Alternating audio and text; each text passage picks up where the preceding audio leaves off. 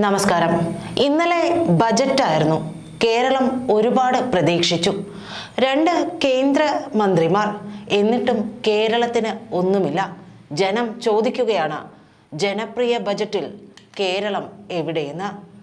2 കേന്ദ്രമന്ത്രിമാർ ഉണ്ടായിട്ടും കാര്യമൊന്നുമില്ല.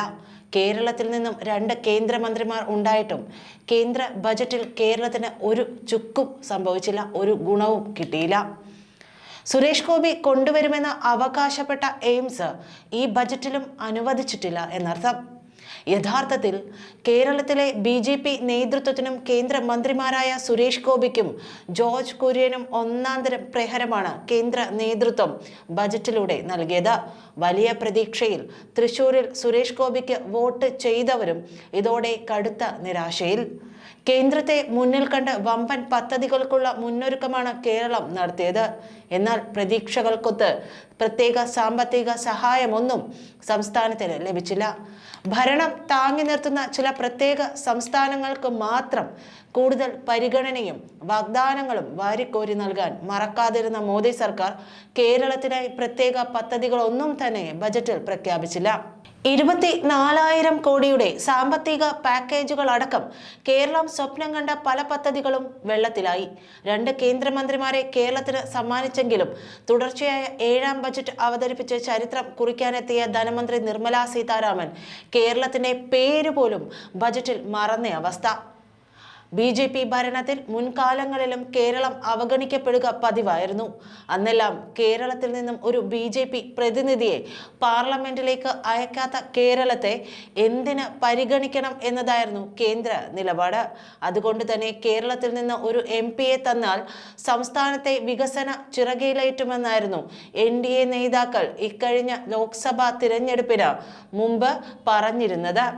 എന്നാൽ ഇക്കുറി ചരിത്രത്തിൽ ആദ്യമായി തൃശൂരിൽ നിന്നും ഒരു വലിയ ഭൂരിപക്ഷത്തോടെ വിജയിച്ച സുരേഷ് ഗോപി കേന്ദ്രമന്ത്രിയാവുകയും മറ്റൊരു മന്ത്രിയെ കൂടി ലഭിക്കുകയും ചെയ്തിട്ടും കേരളത്തിന്റെ ആവശ്യങ്ങൾക്ക് പുല്ലുവിലയാണ് കേന്ദ്രം നൽകിയത്. സാമ്പത്തിക പ്രയാസങ്ങൾ മറികടക്കാൻ കാര്യമായ ഒരു പാക്കേജ് കേരളം പ്രതീക്ഷിച്ചിരുന്നു.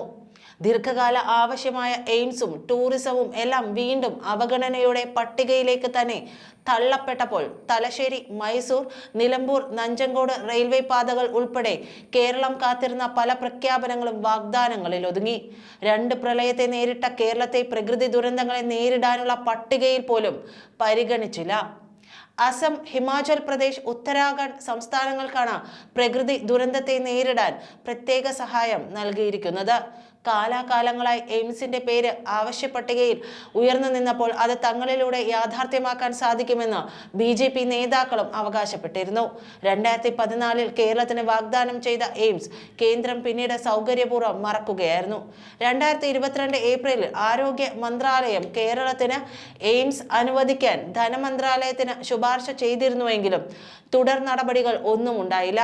ബീഹാറിനും ആന്ധ്രയ്ക്കും പ്രത്യേക പരിഗണന നൽകിയപ്പോൾ കേരളത്തെക്കുറിച്ച് ഒരക്ഷരം മിണ്ടാൻ ധനമന്ത്രി ശ്രമിച്ചില്ലെന്ന വിമർശനം ബജറ്റിന് പിന്നാലെ വ്യാപകവുമാണ്. ബജറ്റിൽ കേരളത്തിന് വകയിരുത്തുകയല്ല, കേരളത്തെ വകവരുത്തുകയാണ് സത്യത്തിൽ കേന്ദ്രം ചെയ്തതെന്നാണ് മന്ത്രി മുഹമ്മദ് റിയാസ് ബജറ്റിനെ കുറിച്ച് പ്രതികരിച്ചത്. 2 കേന്ദ്രമന്ത്രിമാർ ഉണ്ടായിട്ടും കേരളം വലിയ രീതിയിൽ അവഗണിക്കപ്പെട്ടതായി CPM പാർലമെന്ററി പാർട്ടി നേതാവ് K രാധാകൃഷ്ണനും പറഞ്ഞു. കേരളത്തോട് കാണിച്ചത് ഇതുവരെ ഒരു ബജറ്റിലും കാണിക്കാത്ത അത്രയും അവഗണനയാണെന്ന് ധനമന്ത്രി KN ബാലഗോപാലും വ്യക്തമാക്കി. കേരള വിരുദ്ധമായ ഒരു ബജറ്റ് ഇതുവരെ ഉണ്ടായിട്ടില്ലെന്നും വലിയ പ്രതീക്ഷയോടെ ബജറ്റിനെ കാത്തിരുന്ന കേരളത്തിന് അങ്ങേയറ്റം നിരാശയാണ് ഉണ്ടായിരിക്കുന്നതെന്നും ബാലഗോപാൽ അഭിപ്രായപ്പെടുകയും ചെയ്തു. പ്രതിപക്ഷ ആക്ഷേപം സാധൂകരിക്കുന്ന ബജറ്റാണ് പ്രഖ്യാപിച്ചതെന്നും സങ്കുചിത രാഷ്ട്രീയ താൽപര്യമാണ് ബജറ്റിന് പിന്നിലെന്നും RSP നേതാവ് NK പ്രേമചന്ദ്രനും പറഞ്ഞു.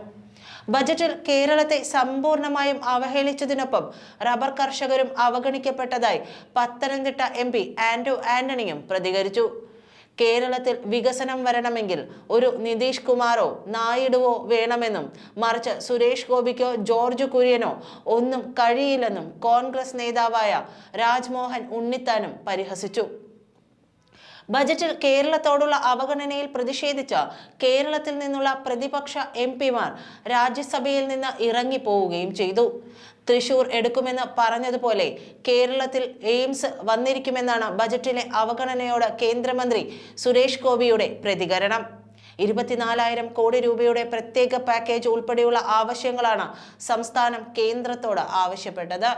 ദേശീയപാതയ്ക്ക് സ്ഥലം ഏറ്റെടുക്കാൻ ചെലവിട്ട 6,000 കോടിക്ക് തുല്യതുക ഉപാധിരഹിത കടമായി അനുവദിക്കുക, നികുതി വിഹിതം പുനർനിർണയിക്കുക, കടമെടുപ്പ് പരിധി 3.5% ഉയർത്തുക, എയിംസ് കണ്ണൂരിൽ അന്താരാഷ്ട്ര ആയുർവേദ ഗവേഷണ ഇൻസ്റ്റിറ്റ്യൂട്ട് അനുവദിക്കുക, സ്കൂൾ ഉച്ചഭക്ഷണ പദ്ധതിയുടെ വിഹിതം ഉയർത്തുക, വിഴിഞ്ഞം തുറമുഖത്തിന് 5,000 കോടിയുടെ പാക്കേജ്, വയനാട് തുരങ്കപാതയുടെ നിർമ്മാണം തുടങ്ങിയവയായിരുന്നു കേരളത്തിന്റെ പ്രധാന ആവശ്യങ്ങൾ. അതിവേഗ റെയിൽ പദ്ധതി കേരളത്തിലേക്ക് ഉണ്ടാകുമെന്ന സൂചനകൾ നേരത്തെ വന്നിരുന്നുവെങ്കിലും അതിനും നടപടിയില്ല. വ്യാവസായിക ഇടനാഴികളുടെ പ്രഖ്യാപനത്തിലും സംസ്ഥാനത്തെ ഉൾപ്പെടുത്തിയിട്ടില്ല എന്നതും ഏറെ നിരാശാജനകം തന്നെ. നന്ദി.